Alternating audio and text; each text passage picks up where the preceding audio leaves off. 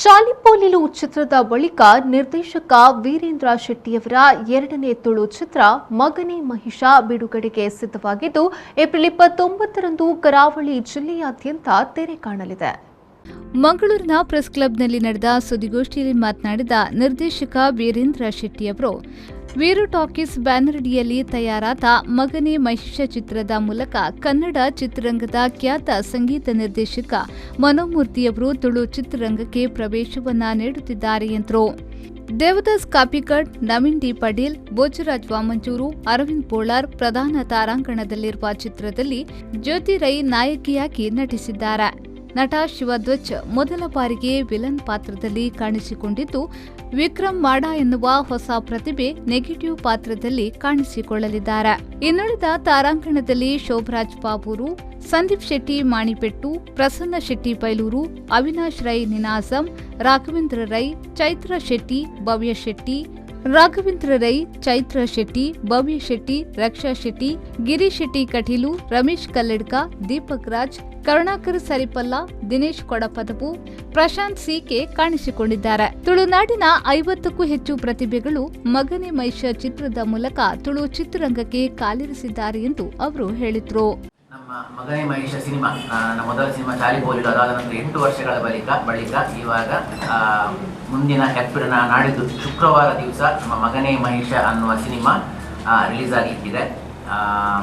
ತುಂಬ ವಿಶೇಷಗಳನ್ನೆಲ್ಲ ಒಳಗೊಂಡು ಮಾಡಿದಂತಹ ಒಂದು ಸಿನಿಮಾ, ಹಾಸ್ಯ ಪ್ರಧಾನವಾದಂತಹ ಸಿನಿಮಾ.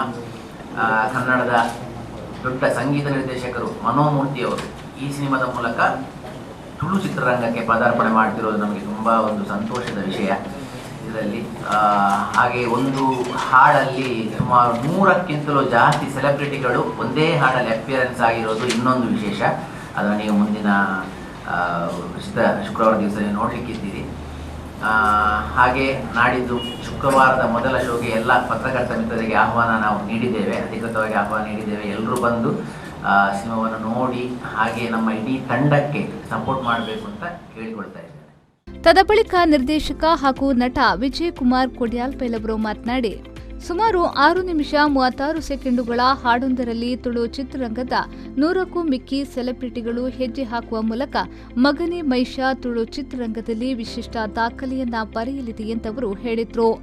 ಮಂಗಳೂರು ಸುತ್ತಮುತ್ತ 17 ದಿನಗಳ ಕಾಲ ಚಿತ್ರೀಕರಣಗೊಂಡ ಮಗನೇ ಮಹಿಷ 17 ಚಿತ್ರಮಂದಿರಗಳಲ್ಲಿ ತೆರೆ ಕಾಣಲಿದೆ.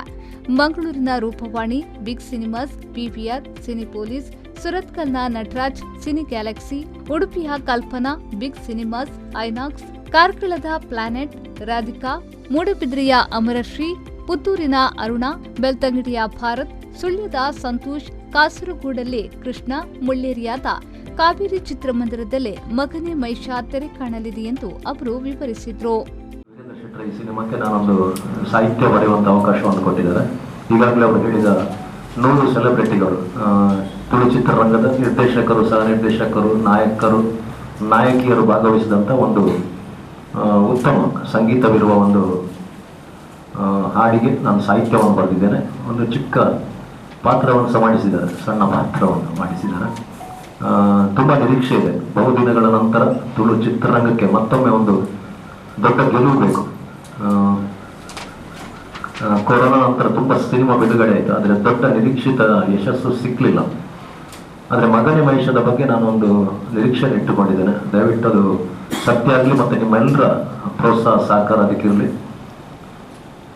ವೀರೇಂದ್ರ ಶೆಟ್ಟರು ಹಾಡು ಬರೆಸುವಾಗಲೂ ಅಷ್ಟೇ, ಯಾವುದೇ ಕೆಲಸವನ್ನು ಮಾಡುವಾಗ ಅವರು ತುಂಬ ಸೂಕ್ಷ್ಮ ರೀತಿಯಲ್ಲಿ ಅದನ್ನು ತುಂಬ ವಿಚಾರ ಮಾಡಿ ಆ ಕೆಲಸವನ್ನು ಮಾಡ್ತಾರೆ. ಆದ ಕಾರಣ ಈ ಸಿನಿಮಾವು ತುಂಬ ಒಳ್ಳೆಯದಾಗಿ ಮೂಡಿ ಬರ್ಬೋದು. ಅಂದರೆ ಹಾಡುಗಳನ್ನು ನಾನು ನೋಡಿದ್ದೇನೆ, ತುಂಬ ಚೆನ್ನಾಗಿ ಮೂಡಿ ಬಂದಿದೆ, ವಿಜುವಲ್ ತುಂಬ ಚೆನ್ನಾಗಿ ಮೂಡಿ ಬಂದಿದೆ.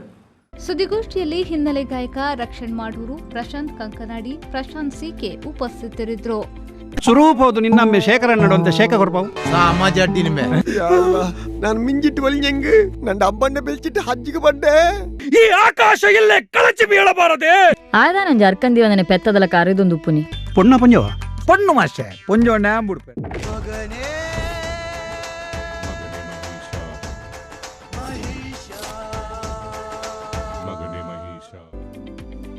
ನಾಗೇಶ್ ಕಾವೂರು, ವಿ4 ನ್ಯೂಸ್, ಮಂಗಳೂರು.